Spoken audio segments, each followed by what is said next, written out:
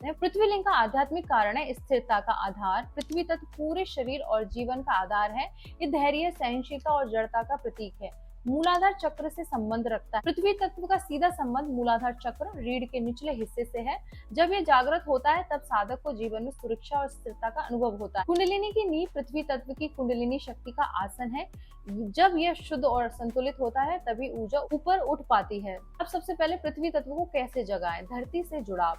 नंगे पांव धरती पर चलना है, वृक्षों के पास ध्यान करना है, इससे पृथ्वी तत्व शुद्ध होता है। मंत्र जप। लम बीज मंत्र पृथ्वी तत्व को जागृत करता है। ओम नमः शिवाय का जप धरती पर बैठकर विशेष फलदायी होता है। आसन और ध्यान। तड़ासन, वृक्षासन, पद्मासन जैसे स्थिर आसन पृथ्वी तत्व को मजबूत करते हैं। ध्यान करते समय कल्पना करें कि आप धरती के साथ एक हो गए हैं।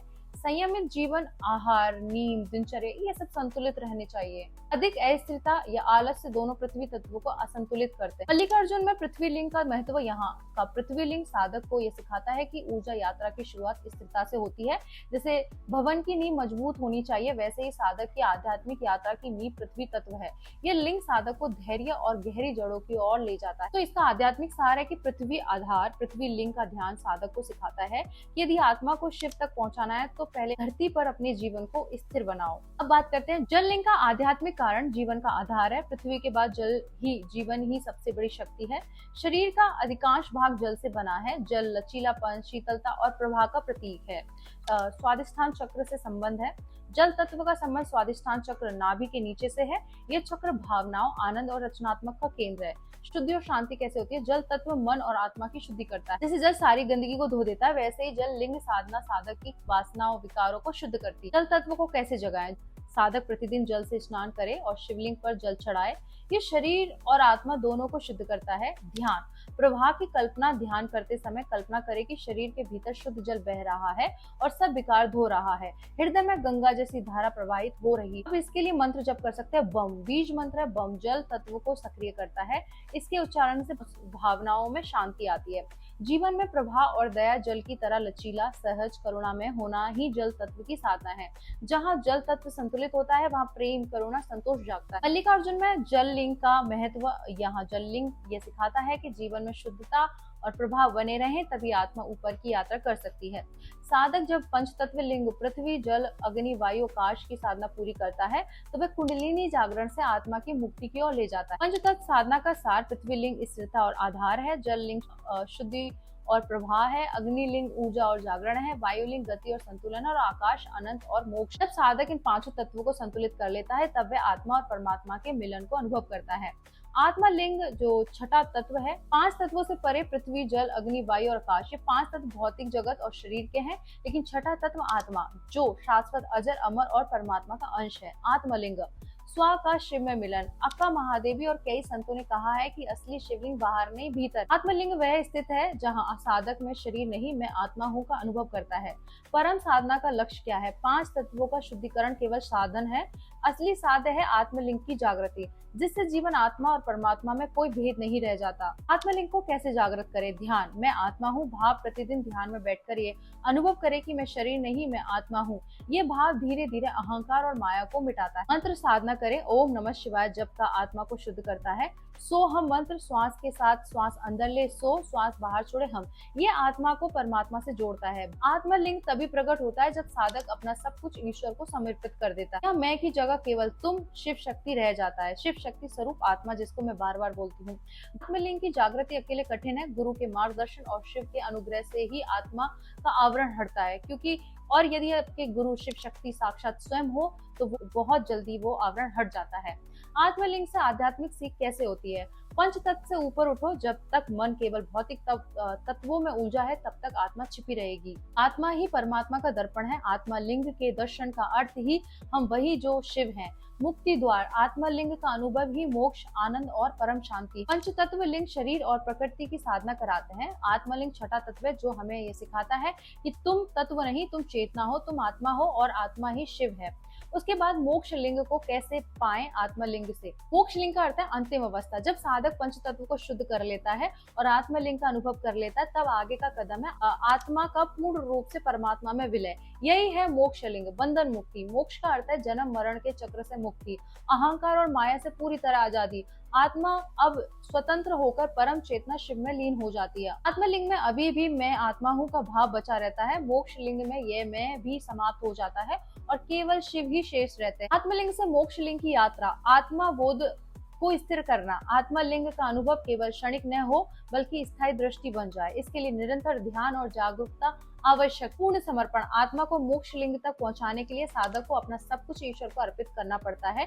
यहाँ कोई व्यक्तिगत इच्छा शेष नहीं रहती। भक्ति और ज्ञान का मिलन, केवल ज्ञान से अहंकार आ सकता है और केवल भक्ति से ही मोह बना रह सकता है। जब ज्ञान, आत्मा की पहचान और भक्ति, ईश्वर में लीनता मिल जाते हैं, तब मोक्ष लिंग प्रकट होता है। गुरु और कृपा का महत्व क्या है? मोक्ष केवल साधना से नहीं बल्कि ईश्वर की कृपा और गुरु की दीक्षा से पूर्ण होता है, और यदि आपके गुरु स्वयं शिव शक्ति हो तो बहुत जल्दी आप इसे प्राप्त कर सकते हैं। जैसे दीपक की लौ को पवन छू ले तो वह ऊपर उठ जाती है, वैसे ही कृपा से आत्मा शिव में विलीन हो जाती है। मोक्ष लिंग से आध्यात्मिक सीख क्या मिलती है? आत्मलिंग मैं आत्मा हूँ, मोक्ष लिंग मैं कुछ नहीं केवल शिव हूँ। मोक्ष का अर्थ है कोई द्वंद नहीं, कोई जन्म मरण नहीं, केवल शांति, प्रेम और आनंद की पूर्ण अवस्था। आत्मलिंग है आत्मबोध, मोक्ष लिंग है आत्मा और परमात्मा का एकत्व। आत्मलिंग साधक को पहचान तक ले जाता है और मोक्ष लिंग साधक को पूर्ण मिलन तक पहुंचा देता है। नंदी जी का आध्यात्मिक रहस्य, नंदी श्रवण और साक्षी। नंदी शिव के द्वारपाल है और सदा शिव की ओर दृष्टि रखते हैं। नंदी का अर्थ है आनंद और पूर्ण भक्ति। जब हम नंदी के कान में कुछ कहते हैं तो विश्वास किया जाता है कि वह बात सीधे भगवान तक पहुंच जाती है। नंदी गुरु स्वरूप है। नंदी श्रवण के प्रतीक हैं। जैसे शिष्य गुरु के कान में मंत्र पाता है, वैसे ही हम नंदी जी के कान में अपनी बात कहकर शिव से सीधा संबंध स्थापित कर सकते हैं। उनके कान में कह सकते हैं कि हे प्रभु, हमारे विकारों को खत्म करके, हमारी आत्म जागृति करके हमारी आत्मा को शिव शक्ति रूपी परमात्मा में विलीन करो, या हमें शिव शक्ति स्वरूप आत्मा बनाओ, ताकि हम आध्यात्मिक में शिव शक्ति स्वरूप आत्मा बने रहें और भौतिक जगत में हम बाकी कर्म निभाते रहें।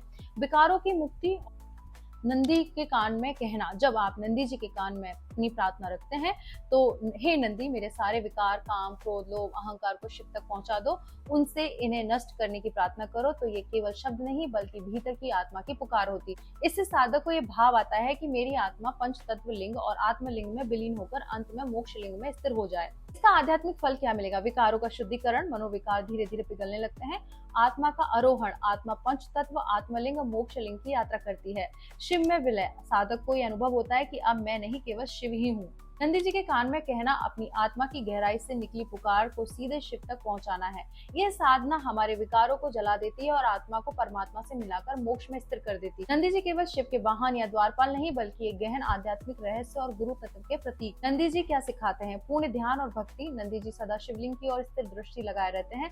ये हमें सिखाते हैं कि साधक को भी ऐसे ही अडिग ध्यान और समर्पण से शिव की ओर देखना चाहिए। धैर्य और मौन, नंदी जी कभी विचलित नहीं होते, केवल मौन साधना में लीन रहते हैं। ये संकेत है कि विकार और विक्षेप को छोड़कर साधक को धैर्य और शांति अपनानी चाहिए। तीसरा, गुरु स्वरूप। नंदी का अर्थ है हे आनंद। वे गुरु के प्रतीक जो शिष्य की प्रार्थना, कान में कही हुई बात को शिव तक पहुंचाते हैं। इसका संदेश है कि सच्चा साधक हमेशा गुरु के मार्ग से ही शिव तक पहुंचता है। आत्मनियंत्रण और व्रतशीलता, वैल, शक्ति, धैर्य और संयम का प्रतीक है। नंदी साधक को ये सिखाते हैं कि आत्मिक मार्ग में इंद्रियों पर नियंत्रण और संयम आवश्यक। पृथ्वी, जल, अग्नि, वायु, काश, पांच लिंग हमारे भीतर के पंच तत्व को शुद्धिकरण कराते हैं। आत्मलिंग ये बताता है कि हम केवल तत्व नहीं बल्कि शुद्ध आत्मा है। मोक्ष लिंग साधक की अंतिम अवस्था है, आत्मा का परमात्मा में विलय। नंदी जी का स्थान सामने क्यों है? लिंगों के सामने नंदी जी इसलिए है क्योंकि साधक को बिना श्रद्धा और भक्ति मतलब नंदी भाव जी के तत्व की साधना अधूरी है। जैसे नंदी जी शिव को साक्षी भाव से देखते हैं, वैसे ही साधक को भी शिव से जुड़कर अपने सारे विकार समर्पित करने चाहिए। तो कुल मिलाकर आध्यात्मिक सार यह है कि लिंग साधना की सीढ़ियां, तत्व, आत्मा, मोक्ष। नंदी जी गुरु, श्रद्धा और समर्पण का प्रतीक है। रहस्य यह है कि केवल तत्वों का ज्ञान या साधना पर्याप्त नहीं, साधक को नंदी जी की तरह समर्पित भाव और अडिग दृष्टि रखनी होगी, तभी आत्मा मोक्ष लिंग में स्थिर हो सकती है। पंचलिंग प्लस आत्मलिंग प्लस मोक्ष लिंग, उनके सामने नंदी जी और साथ उनका आध्यात्मिक संदेश क्या है। श्रीशैलम के मंदिर की रहस्य और विशेषता क्या है। शिवलिंग जिस गर्भगृह में स्थापित है वहाँ बहुत अंधेरा होता है। ये प्रतीक है कि साधक को अंधकार अज्ञान से गुजरकर ही शिव प्रकाश का दर्शन मिलता है। अक्का महादेवी की गुफाएं। संत अक्का महादेवी ने नग्न अवस्था में तपस्या की और आत्मलिंग का अनुभव किया। ये गुफा साधक को बताती है कि संसार के सारे आवरण हटाने पर ही आत्मा की असली रूप प्रकट होता है। पंच तत्व लिंग और मोक्ष लिंग, जैसा हमने चर्चा की थी, यहाँ 5 तत्वों के लिंग है, आत्मलिंग, मोक्ष लिंग स्थापित हैं। ये पूरे मंदिर को योग और तंत्र साधना का नक्शा बनाते हैं। नंदी जी का रहस्य। हर लिंग के सामने नंदी जी का होना यह बताता है कि साक्षी भाव और भक्ति के बिना साधना अधूरी है। भक्ति नंदी के कान में अपनी प्रार्थना कहकर सीधे शिव तक पहुंचाते हैं। शक्तिपीठ और ज्योतिर्लिंग का मिलन है। श्रीशैलम केवल ज्योतिर्लिंग नहीं बल्कि शक्तिपीठ भी है। यहाँ माता पार्वती मल्लिका रूप में विराजमान है, इसलिए इसे शिव शक्ति का संगम स्थल कहा जाता है। यहाँ साधना से ईड़ा, पिंगला, सुषुम्ना का संतुलन होता है, जिससे कुंडलिनी जागरण सहज हो जाता है। मंदिर कृष्णा नदी के किनारे है। नंदी का प्रवाह साधना को शांति, शुद्धि और प्रवाह का अनुभव कराता है। जल तत्व की उपस्थिति साधक की साधना को तेजी से शुद्धि करती है। कुंडलिनी जागरण की भूमि है। मंदिर की वास्तु और ऊर्जाएं शरीर की नाड़ी और चक्रों को सक्रिय करने के लिए रची गई है। ध्यान और मौन की शक्ति। मंदिर परिसर में साधक को अनहद नाद सुनाई दे सकता है। कहा जाता है कि यहाँ की चुप्पी ही सबसे बड़ा उपदेश देती है। सभी देवताओं का संगम श्रीशैलम में न केवल शिव शक्ति बल्कि विष्णु जी, कार्तिक जी और कई ऋषियों की उपस्थिति भी मानी जाती है। ये संपूर्ण देवलोक का केंद्र, भक्ति और तंत्र दोनों का संगम है। यहाँ केवल पूजा पाठ नहीं बल्कि तांत्रिक साधनाएं भी होती हैं। ये स्थान ज्ञानियों, योगियों और भक्तों का सबका तीर्थ। आध्यात्मिक सहारे के श्रीशैलम का हर रहस्य हमें ये सिखाता है कि अंधकार से प्रकाश, तत्वों से आत्मा, आत्मा से परमात्मा और भक्ति से मोक्ष की यात्रा यही है। अब आगे की बात नेक्स्ट वीडियो में करेंगे। तब तक के लिए ओम नमः पार्वती पते हर हर महादेव, शिव शंभो, राधे कृष्णा।